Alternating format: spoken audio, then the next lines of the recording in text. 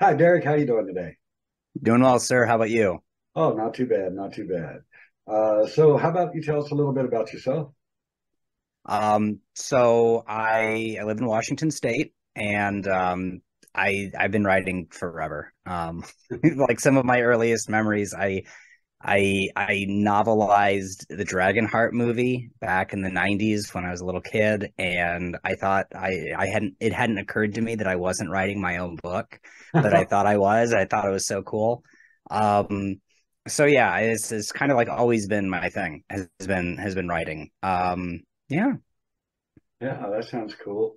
All right, well, the format of the show is very simple. We say hi, we go through a couple of questions, and then you pretty much share whatever you like with the audience.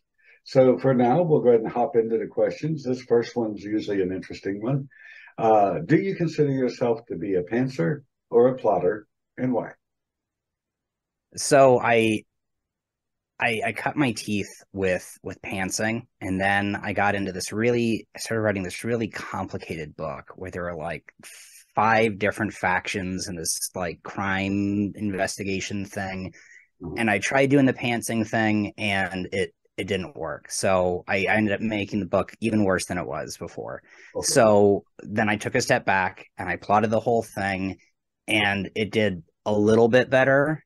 Uh-huh. But then it seems like every time I try to plot something out, and then I am like, yeah, I've got it. I can do it. I know exactly what I need to write now, so it shouldn't be hard to write. I sit down to write it, and there's just no soul in it. So now my focus right now is on short stories, and those I cannot plot. I cannot plot those out. I've got to pants them. Yeah, well, it's pretty well known by now that I'm 100% a pantser. You know, Yeah, I it's like more to, fun that way. yeah, I like to let it run. It Hmm. creates a lot of rewrites and editing, but it's the only way to go for me.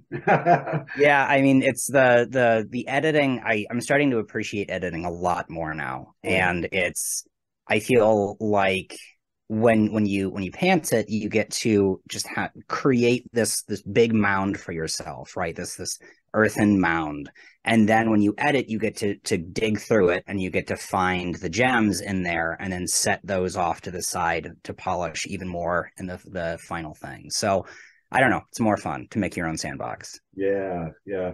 I put my work, everything I write, through quite a good editing process. I Hmm. really do. It's important. But I put a little test on a site where there were a lot of editors Hmm. using a couple of my short stories. And the Okay. response I got, what the editors suggested, proved beyond a shadow of a doubt I am not an editor. there, there is just so much I don't know.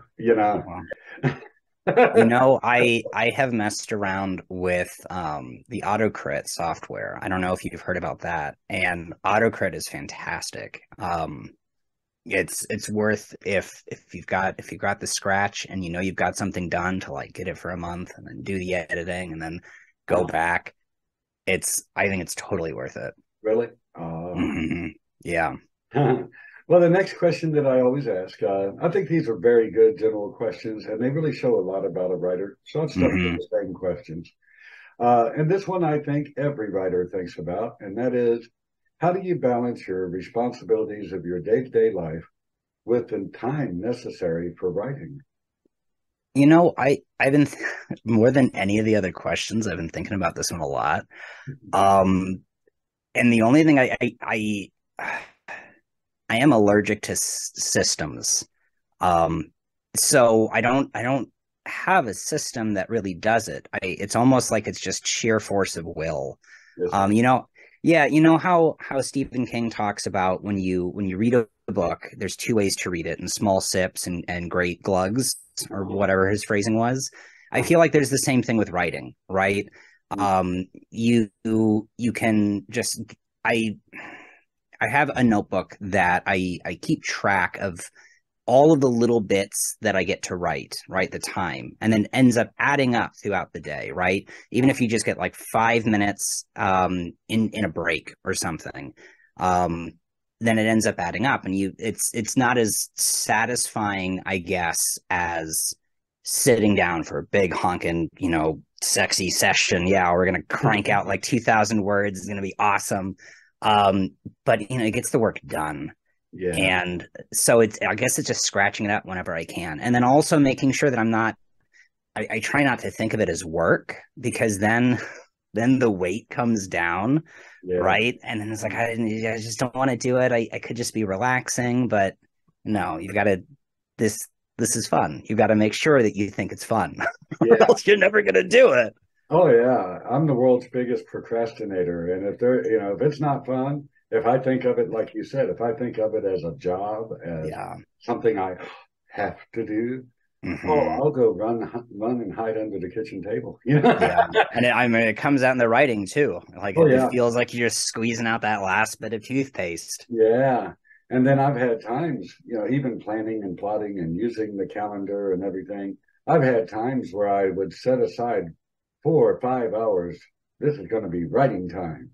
And I find that if I do that, depending on what's going on in the rest of my day, I've actually had times that I sat down in front of the computer,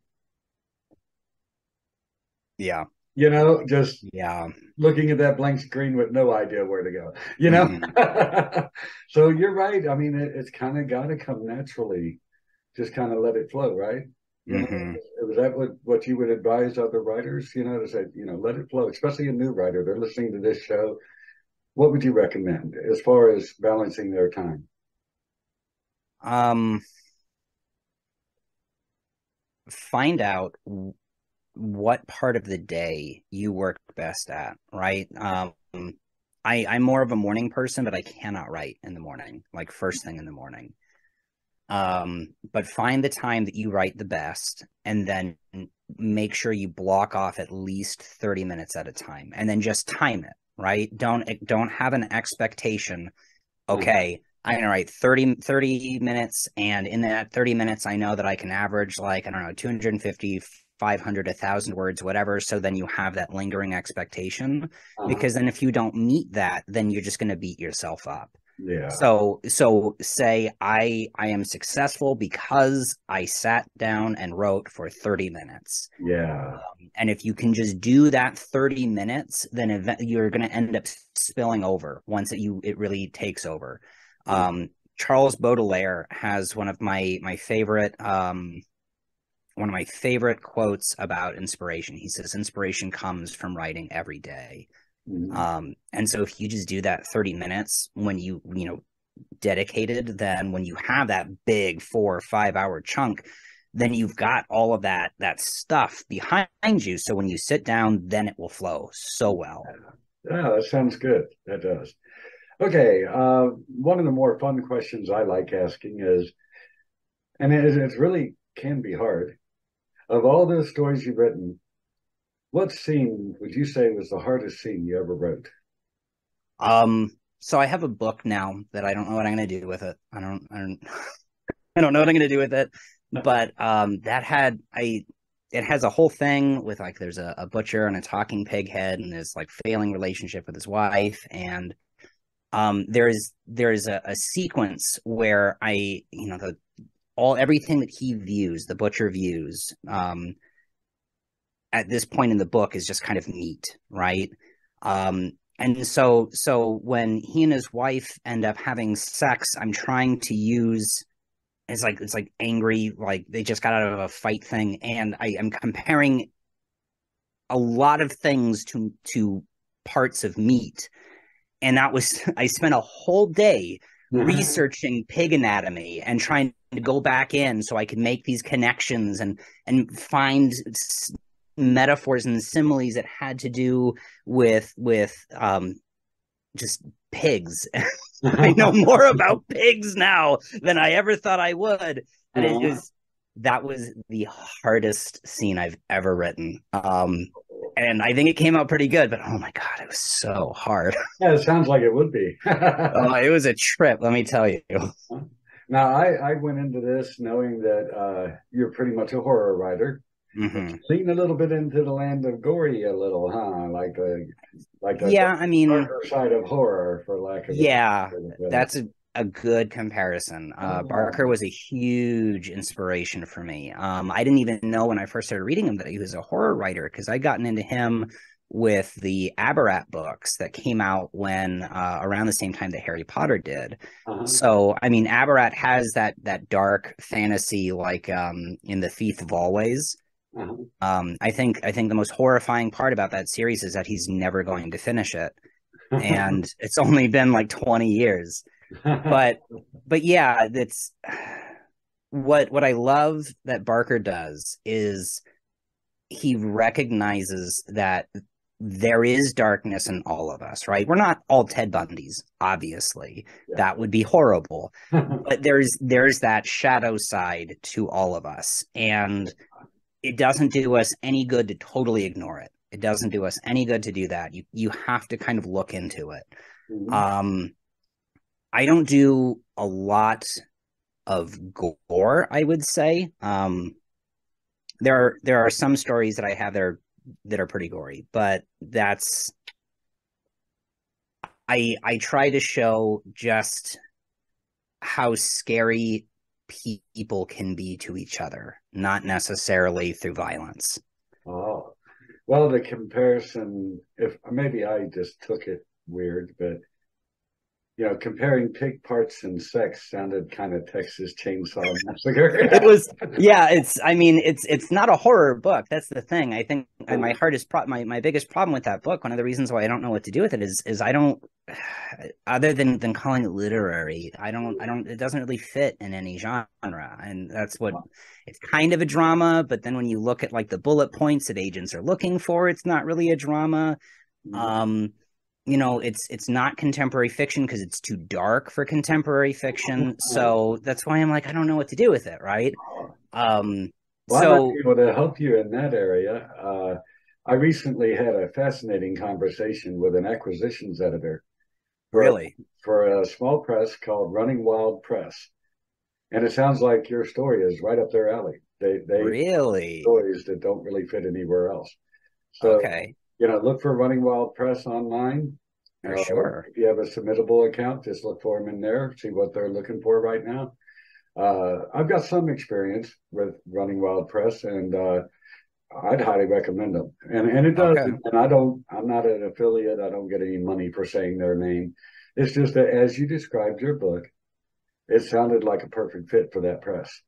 Okay, I'll look into it. Thank you. And I don't have any power of say in that publishing company. I'm just some guy that's I'll be sure in my query I'll name drop. I'll be like Rod big R. He sent me your way, right? So from Relaxing Chat. They'll know that. All right. Well, I'll tell you what, there's only one more of these little questions. We'll do that real quick. Of all your stories, try to think of the scene that you had the most fun writing. That was just a fun scene. Oh man. So this was hard for me to think about because there are a couple that I kept waffling over, but I have a story called Antlers that I had written for the Denver Horror Collective Consumed anthology, and it was like all about the Wendigo. And I was trying to do this thing where I was like, tell me it's the Wendigo without saying it's the Wendigo. And so that this final scene when like the lost hikers are in the cave, this influence of that hunger starts consuming them, but then it's not necessarily hunger for people, right? Or a physical hunger. It's playing off of that there are these there's just this stuff from their lives that are missing, and so there's this scene I have when that really starts to take hold, and like it's this dreamlike, almost psychedelic scene where he's like staring into the fire, and then the embers are worm like, like when you watch the fire and it just kind of like spreads out the embers. But then I'm describing it as this living thing, and then it's like, did he hear like a caribou outside. I don't know, but then there's the smell comes in and it's just wet and musky, and he's just so hungry. And that one was a lot of. I feel like I got plunked into a whole nother place when I was writing that one. But then I have on Kindle, I have Venus and Running Shorts.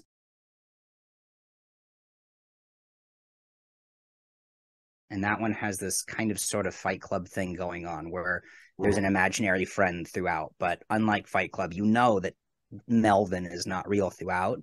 And like everything with Melvin was so fun. Melvin is one of my favorite characters because he's the main, everything that's wrong with the main character, but in that kind of, you remember how everyone loved Gregory House even though he was a total jerk. It was that but turned up to 11, and that's everything with Melvin was so much fun.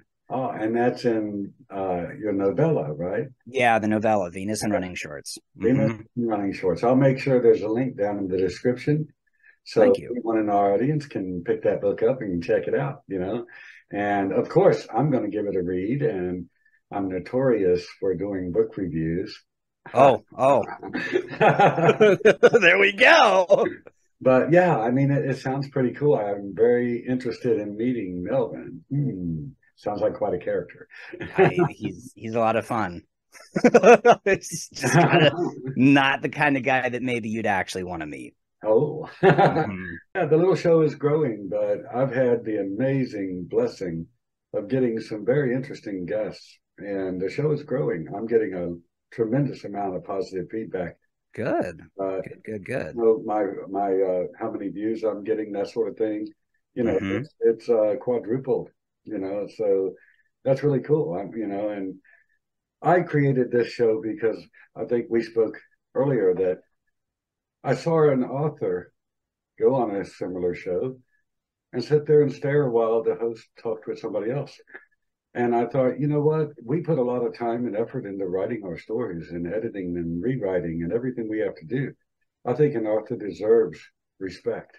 For reals, it is about time that the author gets their due. Yeah, I try very hard, and my wife will tell you this ain't easy for me to not speak, and I try very hard to cool it and make sure this show stays focused on the guest.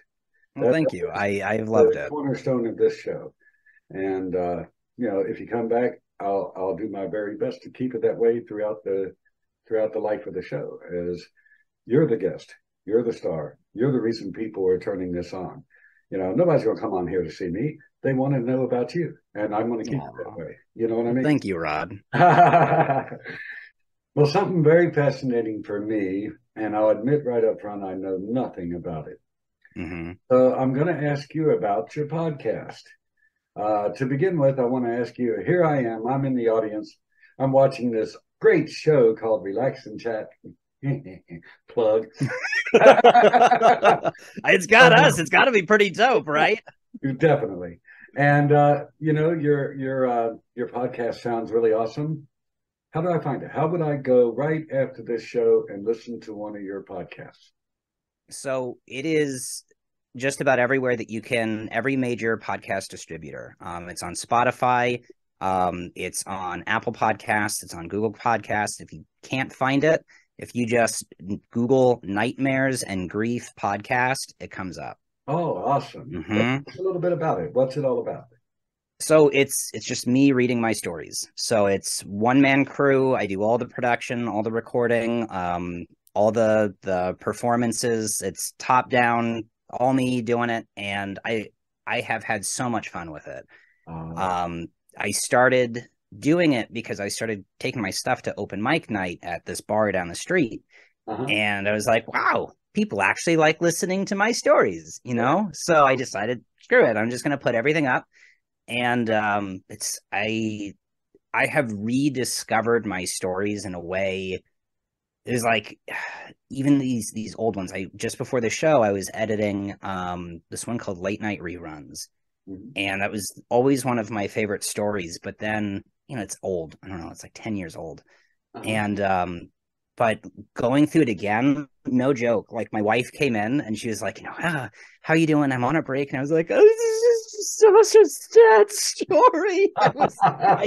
And I used to joke about that. That was like that story was the bane of my existence because it went through like 50 rewrites at least. No joke. I was so sick of it. But then adding the extra sound, the playing with the sound that's in the story and doing the recording, it was a whole nother level. Wow. I love my story more now. Not too long ago, my wife and I listened to an audio book, Stephen King's Pet Cemetery. Yeah, how is that recording? Oh, it was fabulous. And Mm-hmm. that showed me how a podcast or an audio book can bring a book to life in a whole different way. I can't remember the fellow that read it. I can't think of his name at the moment. But for example, there's a character in that story named Judd. Mm-hmm. Yeah. Mm-hmm. Judd to life to such a point that I think it's been 2 months since we listened to that.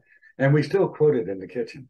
I mean, Oh man, I yeah, mean, that's a good you can performance. really bring a story to life if you can effectively read your story. So the Mm-hmm. podcast sounds fascinating because I've never ever thought about doing that. And what little bit of reading aloud I've done, I've been told I'm sort of monotone and boring. You know, I Yeah, try I mean, not to there's be on this yeah. show though.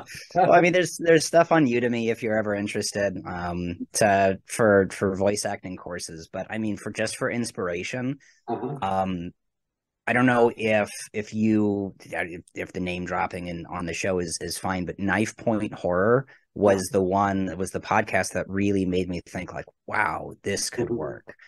You remember like all the 80s slasher films, like B-roll, like, yeah, whatever. Uh-huh. We've all seen them before. Oh So yeah. he wrote a story that was just an 80s B-roll slasher, right? Nothing, it shouldn't be anything fascinating, but he delivered it as a TED Talk from the sole survivor of that incident 20 years later. Wow. It's a completely different level. And so he's still a writer, right? And Uh-huh. it's still taking it because it's so hard to do what kind of schlocky horror movies do and then make it effective in writing because you don't have the music, you don't have the sound effects, you don't have the visuals. So he still manages to do that, but then the way that he's delivering it gives it a whole nother thing. So it's not just another 80s Yeah. slasher B film, right? He's incredible. Soren Narnia from Knife Point Horror. He's so good. Cool. Have to check it out sometime. Yeah, because I'm not a big fan of most horror movies. Mm-hmm. You've always got the bad guy that moves in slow motion. You got the gymnast that can run track meets, Yeah. and somehow he catches her. You know. Well, did you ever read Heart-Shaped Box by Joe Hill? I've heard of it. I haven't read it yet. It's been recommended to me. I've got a couple of his books on my read list on Goodreads. Heart-shaped box. Oh, yeah, Yeah. on there. I will. So story wise, it was whatever. I wasn't, but it's like he does this effect. The reason why I bring it up is because there's this effect in horror movies where it's like almost like bad film, right? Where like the monster jumps back and forth and like moves jerky, kind of like the little girl from The Ring when she like crawls out of the TV. So kind of like that. But he manages to do that and describe that in the book. Oh, And I was blown away because I've tried to do that in a story called The Horse Farm and I gave up on it because it's just not working. But he nailed it. I was so impressed. So if you want to read a horror movie that doesn't suck, that one was good. Not a awesome. huge fan of his other stuff, but that one was good. Well, this is a good part of the show. Of course, I think they're all good parts, but this one's fun because this is where I just turn over the reins. You and I have had a wonderful conversation. I've enjoyed Mm-hmm. it very much. But now Thank you. it's your opportunity to speak directly to your audience. and you can share anything you like about yourself. You can promote your website, your podcast, anything you want to promote. This is your chance to say hello to your audience. Awesome. Well, thank you, Rod, and thank you to Rod's listeners. So if you are kind of tired of the same old stories and you want something that punches you in the gut, I encourage you to go to nightmaresandgrief.com.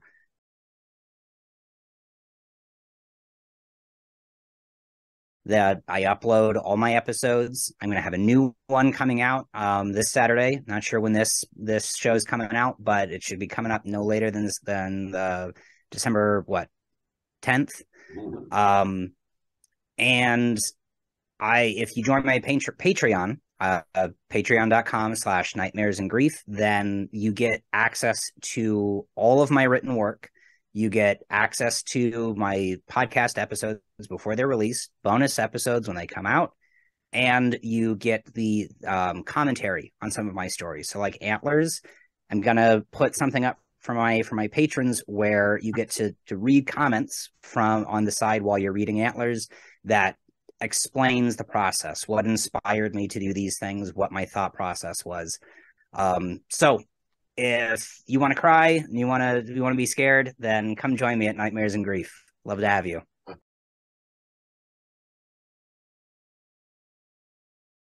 Well, a quick word to our audience. I hope you've enjoyed this wonderful episode of the show. And if you would like to be on the show, any writer out there, published or not, if you wrote your first short story or you've got a whole bunch of novels, come on the show. We relax and we chat. We just have a nice conversation, and we want you to join us. So check out the last card on this video. It's got my email address and my Twitter address, and just drop me a line, say hello, let me know you'd like to do the show or you'd like some more information. I'll be happy to talk with you. Have you tried the free version of Grammarly? Well, I haven't really worked with it, and but I do my own editing. And basically everything I write, short story, flash fiction, or my novel, I do my work on Word, and the underappreciated Word editor, which works pretty nice for a first run. They have on there the read aloud, which is way more valuable than anybody realizes. Yeah. Because if you have there and there in the wrong place, your word processor, your software editing program is not likely to catch that. Or have her where it should be him. It doesn't catch that, But if you listen to the story playing back, read aloud, you catch those kind of mistakes. Yeah. And after that, I go to Hemingway Editor, the free version. Hemingway is so great. Yeah, I've only used the free. I love Hemingway. Yeah. And then my story goes through the free version of Pro Writing Aid. Okay. I didn't even know they had a free version. Okay. Yeah, you can only do 500 words at a time. So if you that sounds like a huge pain in the butt. But it's free. It's free. Yeah, but it's free. Yeah. Yeah. And then when I get through all of what I just said, I do another read aloud, and then I consider it good enough to pass to an editor. That's my writing process for what it's worth. Nice. Yeah. I mean, I do something kind of similar. I do first draft and I don't know, whatever. Usually recently I've been insisting on doing it by hand for some reason. Yeah. But I'll do a first draft, then I'll put it through. If it's on paper, I get to go through, so it gets a first run. Then I put it through autocrit. I cannot emphasize enough. It's so good. Put it through autocrit, go through it again, and then I put it through Grammarly as the last touch up. But I'll do like 2 or 3 runs with autocrit after I've done like the developmental edits and stuff. But for line editing, oh man, it's so powerful, especially now that they've upgraded it. So I have to check it out. I did a recommendation video recently on a desk lamp. My wife got me for my birthday, and I'm using it right now for the lighting for this video. It's good lighting. I'm really impressed. It looks good. It works way better than a flashlight. Well, then it just looks like you're, telling scary stories in the dark. Well, the bad thing is, right in the middle of episode 3 of Relax and Chat, my flashlight decided to go out. So I really was that the one that I watched? I feel like maybe because that was the one with the Irish author, right? No, that was episode 3 was with the sci-fi writer T.S. Hawes. Okay, that's right. Okay. And that light went out, and I'm like blacked out on one side, and I'm all creepy looking, and I'm like, well, I'm a horror writer, so. There you go. uh, all right, well, I've got to say it's been a lot of fun, and especially with the podcast, I know nothing of it, and it's very fascinating to hear a little bit about it. And Venus in running shorts sounds really cool. Looking forward to checking out who is this Melvin guy. Yeah. But yeah, it's been a lot of fun, and I hope that at some point in the future you'd be willing to come back and do the show again. Absolutely. It's been so much fun being on. Thank you, Rod.